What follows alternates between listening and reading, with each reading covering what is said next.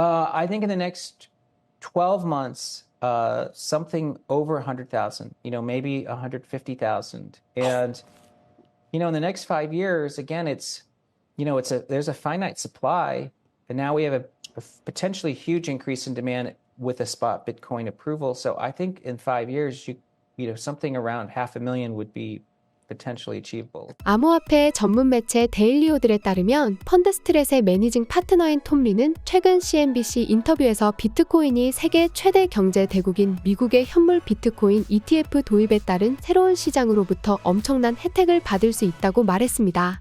그는 미국 가계 자산의 극히 일부만 비트코인에 투자해도 비트코인 가치가 2배 이상 상승할 것이라고 봤습니다.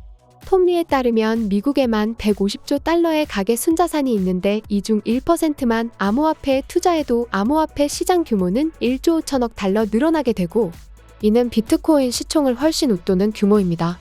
앞서 이 영상에서 톰 리는 비트코인이 올해 말까지 10만 달러를 넘어 15만 달러까지 치솟을 수 있다고 예측했습니다. 또 그는 향후 5년 안에 공급이 한정되어 있고 비트코인 현물 ETF 승인으로 수요가 크게 증가할 가능성이 있어 5년 안에 50만 달러 정도는 달성할 수 있을 것으로 내다봤습니다. 그럼 펀드스트렛의 매니징 파트너인 톰 리가 비트코인 분석에 대해 말한 것을 들어보겠습니다. You also came on and made a great call about some upcoming inflation numbers and what it would do to the S&P. What do you see your expertise as now in terms of stock market predictions? Will you do a week? Will you do a day? Do you do these options that expire in like 8 hours? Do you do those, or can we stick with 6 months and 1 year? What would you rather do today? I'd rather stick with 6 months to 1 year, Joe. Okay. Well, I think 2024 is going to ultimately be a good year for stocks because we've got a Fed that's no longer fighting an inflation war, and we know that the ISM manufacturing, these PMIs are bottoming, and that's correlated with earnings beginning to accelerate. And we know there's pent-up CapEx. Capital spending's been sort of held back for the past few years, so that accelerates. That's good for earnings.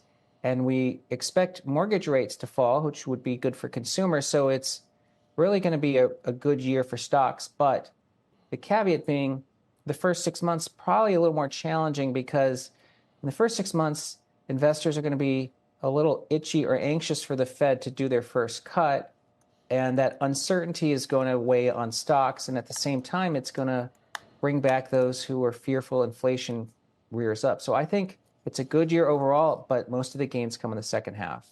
Really, this is a simple case of consolidating some of the outsized gains we saw at the end of last year. Yes, and as we all know, whenever you have a parabolic move, and the move from October to December was basically parabolic, you need to consolidate. In fact, you might even have to decline a bit. So I wouldn't be surprised if we have the market down, as much as 5% by March. But that's really going to end up being a pullback you want to buy because, we're not having a hard landing. The only risk to our view would be if we have a recession.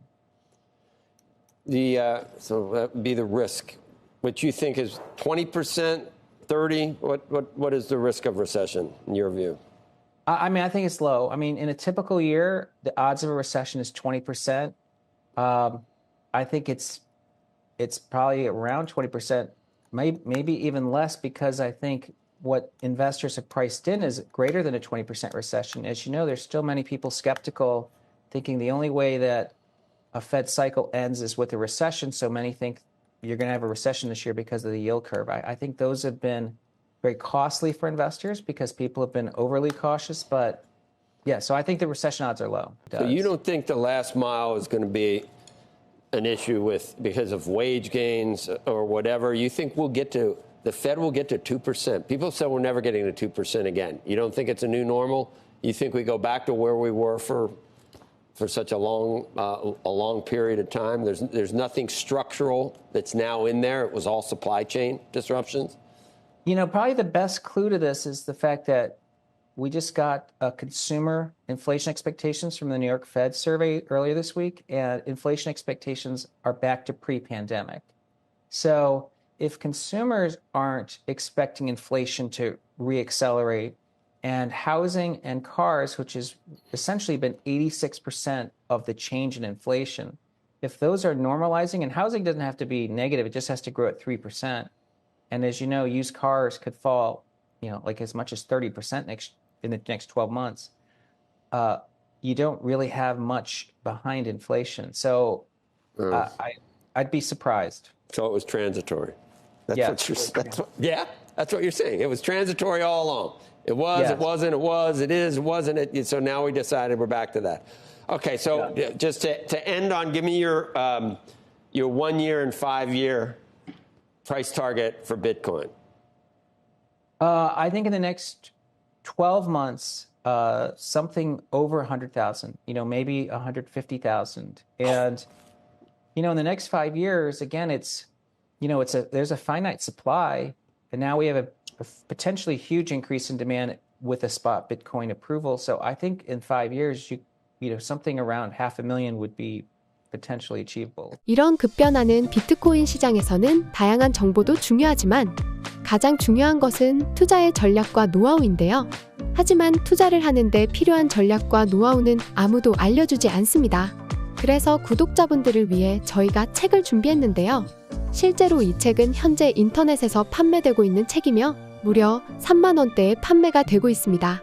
제가 여러분께 이 책을 무료로 나눠드리는 이유는 이 책을 통해서 많은 구독자분이 조금이나마 투자에 도움이 되셨으면 하는 마음에 준비했고 제 사비로 구독자 한 분 한 분께 나눠드리면서 채널을 키우기 위해 투자를 하는 것입니다.